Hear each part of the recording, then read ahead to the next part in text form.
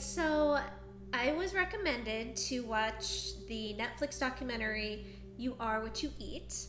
And I have to say, I just watched the first episode, and I kind of knew where it was gonna go, just based on how the first episode went and having my background in clinical nutrition. So one episode was enough, but it was very interesting. There's some things that I agreed with it, and then some things that I thought, I don't know if that's really the message we want to convey. And again, this is just my opinion and my analysis. So the first thing that I thought was interesting is the researcher, who's very well educated, of course, very well published, very well respected, does do a fantastic job with the twin study. And the gold standard, of course, in research is to do twin studies because it's the same genetics and you can just manipulate the environment, right? So is it nature or is it nurture? What's the difference? But the researcher's background is he's been a vegetarian for 20 years, so he kind of has, from my perspective, just a bias towards that way of living anyway. And the documentary was funded by the Oceanic Preservation Society, and they're concerned about threats against the planet and the oceans. So from doing some research about that, of course they're going to promote a vegetarian/vegan diet because it's, quote, good for the environment, right? There's a big push right now with eating meat is bad for the environment, which we can talk about a different day. So that's a little bit of background there with the funding of the documentary. And I do this with research all the time. I always look, do the research have an ulterior motive? Say, for example, if it's a study on cocoa, was it funded by Hershey? And I know it sounds as simple as that, but it is really as simple as that. You look at some of these studies and they're funded, say, by the American Diabetic Association or by Pfizer. Well, of course they're going to have an agenda if they're funded by that company, right? So always look at the source of the information and just kind of dig deeper with the big picture. So I did agree with, they said that a lot of people, based on your cultural environment, you might have different enzymes to digest food and process food. Absolutely. And I did like that they brought up the blue zones, because I brought that up in a podcast, right?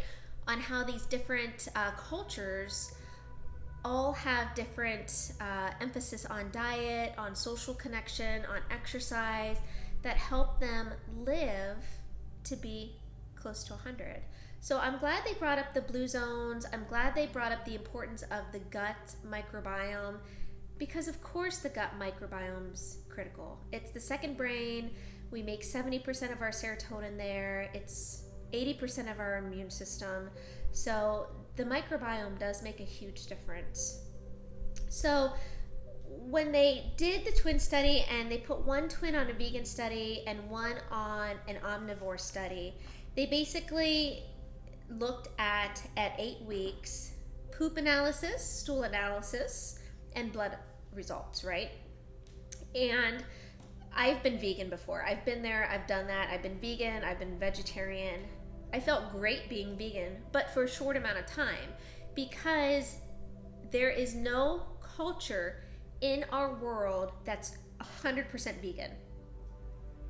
Try to find one. Everybody eats some source of animal to some extent. So because of that, you don't have the bioavailable amino acids doing a vegan diet that you do in an omnivore diet. So the body just can't heal, it can't recover. For me, when I was vegan, I felt great. I was running, and then I started getting knee pain and joint pain. I added eggs back in and some good amino acids, and I felt so much better. So again, I think the key with this is not having one diet over the other, but common sense, right? Just kind of keeping everything in moderation. I did like that they brought up the role of processed foods post World War II, because again, that's when society, moms started to work more. You had 2-income houses. Everything was, the American society became more fast-paced. You want something quick on the table. So TV dinner, processed food, cereal. So that's kind of when this whole journey of canola oil and Crisco and all of that started, is in the 50s and 60s. So I'm glad they brought that up. It's the same concept where, in the 50s and 60s, they said all of that was okay to eat.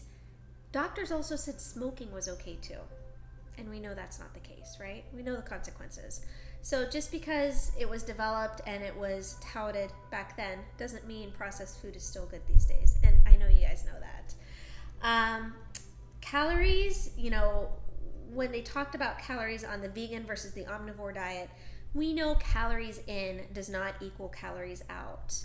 You can have 100 calories of a Twinkie, and it's not as bioavailable as 100 calories from an avocado. So big difference with that. That's one thing I disagree with.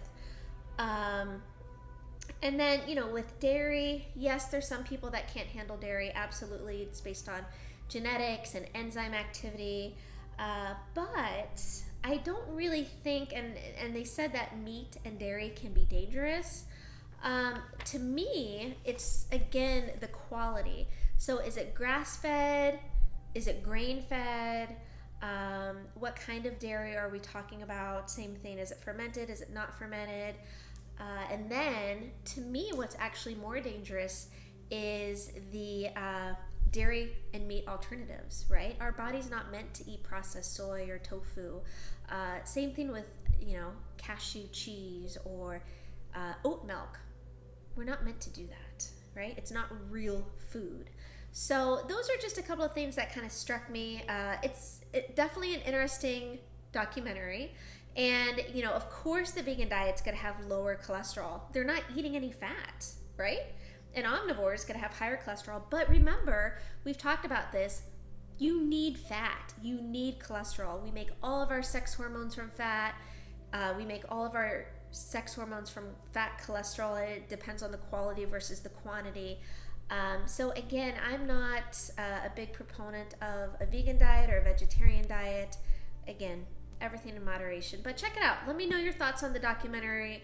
I'd be curious to see what you guys think and have a discussion about that.